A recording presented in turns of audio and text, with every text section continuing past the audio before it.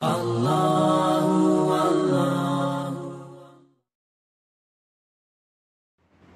کئی معنی پر ہے. ولی کے معنی دوست کا بھی ہے اور ولی کا معنی والی بھی ہے اور ولی کا معنی قریب بھی ہے. اگر ان سارے معنوں کو ہم لے لیں گے اور اللہ کے کسی بندے پر یہ فٹ کرتے جائیں گے تو پھر یہ سارے معنی ایک ہی بندے میں قابل قبول بھی ہے اور قابل برداشت بھی ہے کہ یہی بندہ بیعت کا رب کا دوست بھی ہے, یہی بندہ بیعت کا رب کے قریب بھی ہے اور یہی بندہ ہمارا والی اور سالار بھی ہے. فلہذا رب کائنات نے وہ وظیفہ اور وہ نظام جو مخلوق کا تھا اللہ رب العزت اپنی برگزیدہ بندوں کے سپرد فرما دیتا ہے. اور پھر ان بندوں کا کیا نظام ہوگا؟ حضور قاضی سلام اللہ پانیپتی رحمہ اللہ آپ تفسیر مظہری میں آپ ارشاد فرماتے ہیں کہ حضور مصطفیٰ کریم صلی اللہ علیہ وسلم کے بارے میں جو آداب کی آیات نازل کی گئی ہے کہ لا ترفعوا اصواتکم فوق صوت النبی, اس آیت شریف کے ذیل آپ لکھتے ہیں, آپ فرماتے ہیں حضور کے بارگاہ میں تمام آداب کو مرعی کرنا یہ فرائض میں سے ہے. اللہ حضرت نے فرمایا کہ جملہ فرائض فروع ہے, یہ ساری جتنی بھی فرائض ہیں یہ سب فروعات ہے.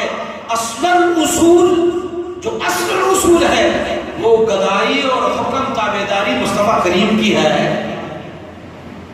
اور آپ نے اسی کو کوٹ بھی فرمایا. آپ فرماتے ہیں کہ صحابی نماز پڑھ رہے تھے اور نماز پڑھتے ہوئے مصطفیٰ کریم صلی اللہ علیہ وسلم نے انہیں بلایا تو صحابی نے سوچا کہ میں تو فرض ادا کر رہا ہوں, اللہ کی بارگاہ میں کھڑا ہوں, جواب نہیں دیا, نماز پہ کھڑے ہیں اور جواب نہیں ہے, اجابت رسول نہیں کی. تو جب نماز ختم ہوئی اور آئے بارگاہ مصطفیٰ میں حضور نے فرمایا آپ کو میرا پیغام نہیں ملا تھا؟ عرض کیا رسول اللہ پیغام تو ملا تھا لیکن میں نماز پڑھ رہا تھا. فرمایا یہ نماز جو آپ پڑھ رہے تھے تو رب کائنات کا ایک اور حکم بھی ہے کہ لوگوں جب تمہیں مصطفیٰ بلائے تو سب چھوڑ کے مصطفیٰ کے بارگاہ میں آنا. یہ جو نمازیں تمہیں ملی ہے تو یہ تو حضور کی تو فعل ملی ہے. یہ فرض آپ جانتے ہوتے تھے کہ فرض کیا ہے؟ تو اصل اصول یہ ساری چیزیں جو ہے فرائض یہ فروعات ہے, لیکن اصل اصول مصطفیٰ کریم کے حکم کی تابعداری اصل اصول ہے. کیونکہ مصطفیٰ کریم ہمیں نہ فرماتے کہ نماز کتنی پڑھنی ہے, کتنی رکعتیں پڑھنی ہے, ہمیں کیا پتا تھا نماز ہے بھی کہ نہیں. نہ فرماتے کہ روزہ رکھنا ہے, ہمیں کیا پتا تھا کہ روزہ. یہ سب مصطفیٰ کریم کی دین ہے جو ہمیں عطا فرمائی ہے.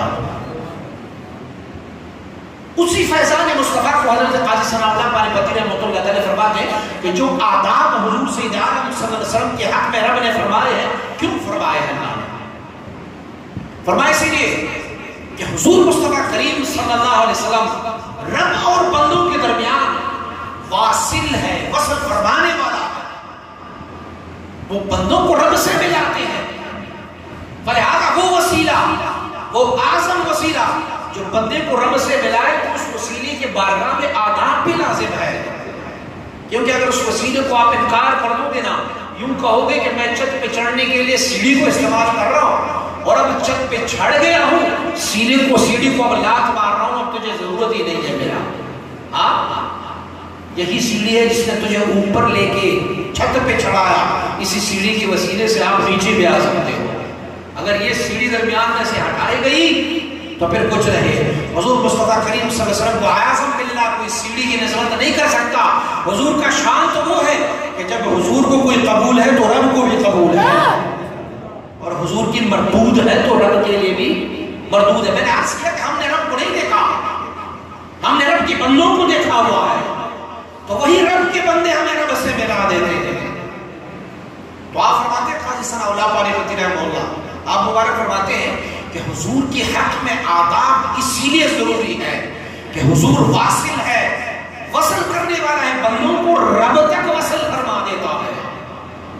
اور فرماتے ہیں یہی آداب حضور کی بات اللہ کی ولیوں کی بارگاہ میں بھی مرعی ہے. فرماتے ہیں اللہ کے بندوں کے بارگاہ میں کیوں مرعی ہے؟ حضور تو بندوں کو رب سے وصل فرما دیتے. فرمایا اللہ کے بندوں کے بارگاہ میں اس لیے مرعی ہے کہ اللہ کے بندے دو وصل دے دیتے ہیں، ایک وسیلہ الی الرسول اور دوسرا وسیلہ الی اللہ ہے. حضور بندوں کو ڈائریکٹ رب تک ملا دیتے تھے اور اللہ کے برگزیدہ بندے پھر وہ دو طریقوں سے ملا دیتے ہیں. پہلے حضور کی غلامی عطا فرما دیتے ہیں، پھر رب کی عبادت اور بندے بنا دیتے ہیں. تو یہ بھی رب تک وصل کرنے والے ہوتے ہیں. فلہذا جو آداب مصطفیٰ کریم صلی اللہ علیہ وسلم کے بارگاہ میں مرعی ہے وہی آداب اہل اللہ اور اللہ کے برگزیدہ بندوں کے بارگاہ میں بھی مرعی ہوں گے، کیونکہ ہم سارے حضور مصطفیٰ کریم صلی اللہ علیہ وسلم نے ہمیں کچھ اور سکھایا، ادب پر زیادہ آپ نے، حتیٰ کہ رب کائنات نے ہمیں حضور صلی اللہ علیہ وسلم کے بارگاہ اقدس میں ادب کا وہ طریقہ بھی بتایا. فرمایا ان الذین ینادونک من وراء الحجرات، فرمایا وہ لوگ جو آپ کو یا رسول اللہ صلی اللہ علیہ وسلم خیموں سے باہر، کمروں سے باہر آپ کو پکارتے ہیں اور کہتے ہیں کہ یا محمد صلی اللہ علیہ وسلم. اللہ کریم نے ہمیں ادب سے کہا ہے کہ ان کو فرما دیجئے صبر کر، انتظار کر، جب مصطفیٰ باہر آئیں گے تو تب جا کے اپنا عارضہ پیش کر دینا. اور رب کائنات نے یہ حضور کا سایہ نہیں بنایا، سایہ بھی ایک مثل ہوتا ہے، تو رب کائنات نے یہ بھی گوارا نہیں کہ حضور کا کوئی جزوی مثل بھی بن جائے. اور دوسری حکمت اس میں یہ تھی کہ اگر حضور کا سایہ زمین پر پڑ جاتا تو زمین پر تو گند بھی ہے، زمین پر مخلوق بھی چھت پھر رہی ہے، تو ایسا نہ ہو کہ مصطفیٰ کریم کی شان میں کوئی بے ادبی کا شائع بنا ہو جائے. تو فلہذا مصطفیٰ کریم صلی اللہ علیہ وسلم اور اللہ کے وہ برگزیدہ بندے، ان کا کام تھا رب تک ملانا.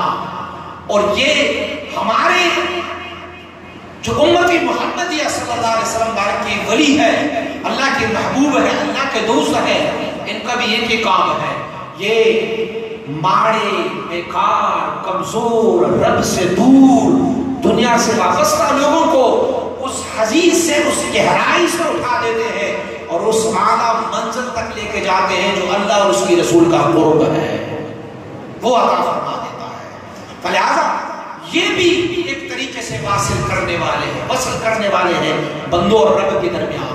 اور ان میں سے کچھ ایسی ہستیاں بھی موجود ہوتی ہیں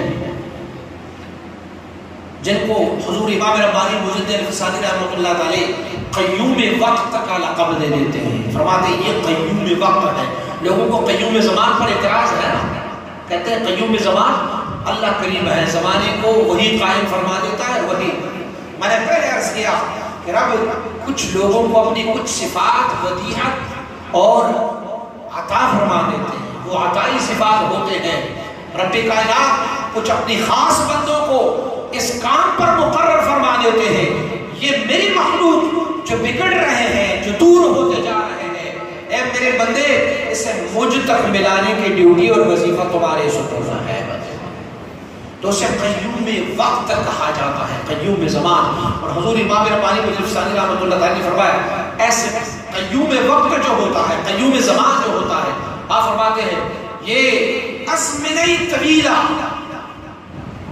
اور مدتی بعیدہ متطاولہ کے بعد، آپ فرماتے ہیں بہت سارے زمانے گزرنے کے بعد، بہت طویل مدت گزرنے کے بعد، فرماتے یکیرا بعین کمال مشرف میں سعادت، فرماتے کسی ایک بندے کو اس کمال پر مشرف فرما دیتا ہے. حضور سید اعظم صلی اللہ علیہ وسلم کے صحابہ کرام اور آپ کے زمانے کے بعد رب کائنات نے 1000 سالوں کے بعد حضور سیدنا امام ربانی مجدد الفسانی رحمۃ اللہ تعالی کو اس مقام پر مشرف فرمایا. اور پھر آپ کی رحلت طیبہ کے بعد پھر ہر صدی پر رب کائنات نے ایک برگزیدہ بندے کو بطور تجدید و بطور مجدد بنایا تاکہ وہ بگڑے ہوئے لوگوں کو صحیح رستہ دکھائے، تاکہ وہ ان لوگوں کو جو دوسرے رستوں پر چل رہے ہیں رب کا کا وہ طریقہ سکھائے کہ اہدنا الصراط المستقیم پر چلائے. تو یہ اللہ کے برگزیدہ بندے ہیں اور ان کے ساتھ نسبت رکھنے والے، ان کے ساتھ جوڑنے والے بھی. میں اکثر و بیشتر مثال کہہ دیتا ہوں، میں کہتا ہوں دوست کا دوست بھی دوست ہی ہوتا ہے. دوست کا دوست بھی دوست ہی ہوتا ہے. آپ کا دوست ہو، آپ میرے دوست ہو، آپ میرے گھر میں آ جائے، آپ کے ساتھ ایک اور بندہ ہو، میں پوچھتا ہوں یہ کون ہے، آپ کہیں گے یہ میرا دوست ہے، میں کہوں گا تو میرا دوست تو تیرا دوست بھی میرا دوست ہے. دوست کا دوست بھی دوست ہی ہوتا ہے. میں نے کہا یہ اللہ کے ولی ہے، اللہ کے دوست ہے، ان سے دوستیاں لگاؤ گے تو رب ان کی تو پھر تجھے بھی اپنا دوست بنا لے گا. تو بھی رب کا دوست بنے گا، تو بھی رب کی ولی بنے گا. کیونکہ ان کے ساتھ جڑنے سے ہمیں اللہ رب العزت کا وصل و قرب مل جاتا ہے. دعا ہے کہ پروردگار عالم ہمیں ان اہل اللہ، اللہ کے برگزیدہ بندوں سے وابستہ اور جڑنے کی توفیق عطا فرمائے، اور ان کی فرامین پر، ان کی اعمال اور کردار اور اقوال جو ہے پروردگار عالم ہمیں ان پر عمل کرنے کی توفیق عطا فرمائے. وصلی اللہ تعالی